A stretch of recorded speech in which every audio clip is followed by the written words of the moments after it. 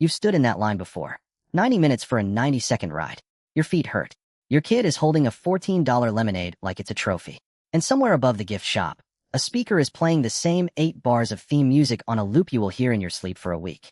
It feels like a machine built purely to separate you from your money, one show at a time. But the real economics behind who owns that machine and how it actually makes its money are far stranger than the ticket price suggests. Let's start with the part almost nobody expects. The park itself, the actual rides and gates and pathways you walk through, is often the least profitable piece of the whole operation. Disney and Universal have both built entire business models around this exact fact. The park draws you in. It rarely pays for itself on admission alone. Everything you assumed about how this business works is probably backwards. So who actually owns a theme park? And how does the ownership even work? There are 3 basic models, and they look identical from the front gate. The first is the operator-owner, a single company that owns the land, builds the rides, and runs everything itself, the way Six Flags and Cedar Fair run most of their regional parks across the United States. They carry the full risk. They also keep the full upside. The second is the license and manage model, where a company like Universal doesn't own the park at all. It licenses its characters and its name, collects a fee for every ticket sold under that name, and lets a local partner build and operate the thing, the way Universal Studios Singapore and Universal Studios Japan actually work. Universal never touches the daily maintenance schedule.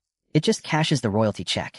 The third is the real estate play, where an investment firm owns the land and buildings, and a separate operating company just runs the rides on top of it, paying rent like any other tenant in a shopping mall. Merlin Entertainments, the company behind Legoland, structures many of its parks this way, splitting the physical asset from the operating business entirely. Same coaster, same screaming kids. 3 completely different ownership structures underneath it, and 3 completely different ways of getting paid. Now let's talk about what it actually costs to build one of these places. A small children's amusement park, a few kiddie rides, and a carousel can be built for under $200,000. A mid-sized family entertainment park, bumper cars, a modest coaster, a Ferris wheel, runs closer to $500,000 to $1 million. But a real destination theme park, the kind with a signature coaster and multiple themed lands, starts around $10 million and climbs past $50 million before you've even opened the gates. And a full-scale resort on the level of Disney or Universal, that can cross $1 billion once you count the hotels, the transportation systems, and the land itself. Water parks sit in an interesting middle ground here, and they're worth understanding on their own. A large water park rarely costs more than $60 to $100 million, a fraction of what a full theme park demands, because the rides are slides and wave pools rather than steel and engineering. But admission prices in many international markets sit almost as high as a full theme park ticket.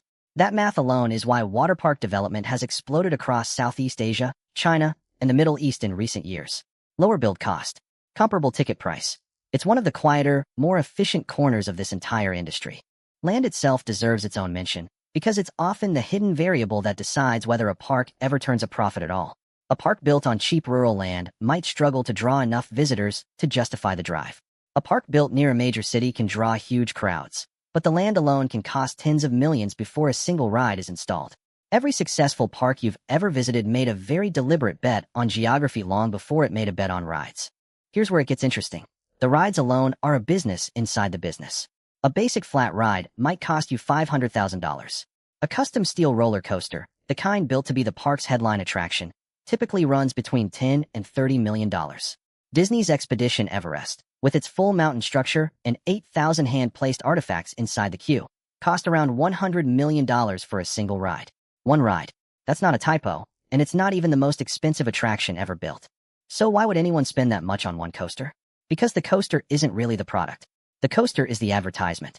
A signature ride pulls in press coverage, drives social media buzz, and gets people talking about the park months before it opens. The actual return doesn't come from what people pay to ride it. It comes from everyone who shows up because of it, and then spends money on everything else while they're there. Think about it this way. A park doesn't build a $100 million coaster expecting to earn that money back in ride tickets. It builds it expecting the coaster to sell every other ticket in the park for the next 20 years.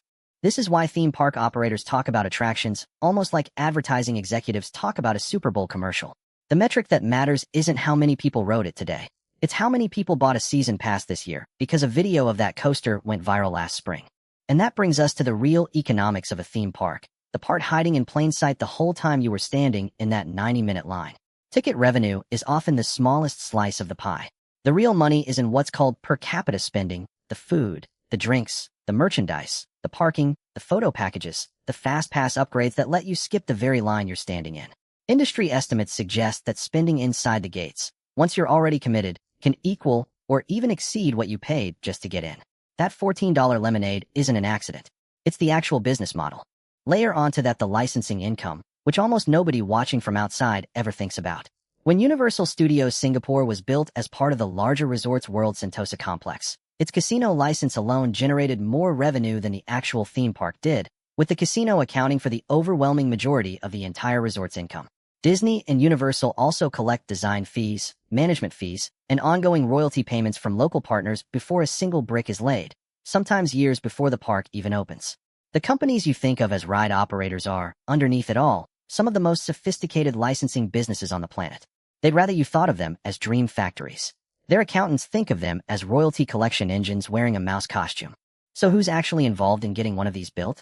It starts with the intellectual property holder, the company that owns the characters, the branding, the story world people are paying to walk into. Then there's the operating partner, the entity that actually runs day-to-day operations, hires the staff, and deals with the maintenance schedules. Then there's the government.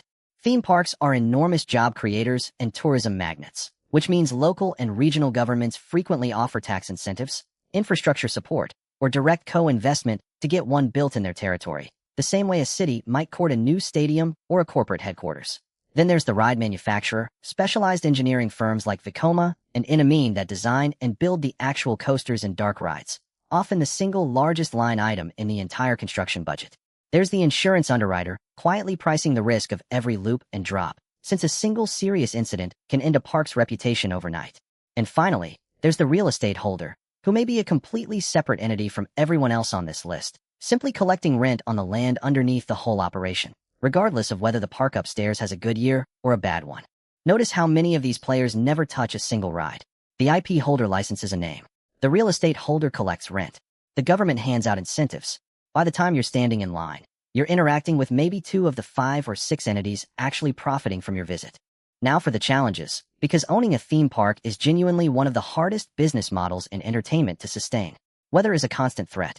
A single rainy summer can gut a regional park's annual revenue, since most of the year's profit gets made in a tight seasonal window, sometimes just 12 to 16 weeks a year for parks in colder climates. Maintenance is relentless and mandatory. Roller coasters require annual inspections, ongoing repairs, and safety certifications that never stop, regardless of how much money the park made last year. An annual upkeep on a single major coaster can run anywhere from $100,000 to $500,000 before it even carries its first rider of the season. Consumer trends shift fast, too, and today's guests are increasingly choosing cheaper, novel alternatives, escape rooms, immersive art experiences, even zoos, over a full-day pass to a traditional park.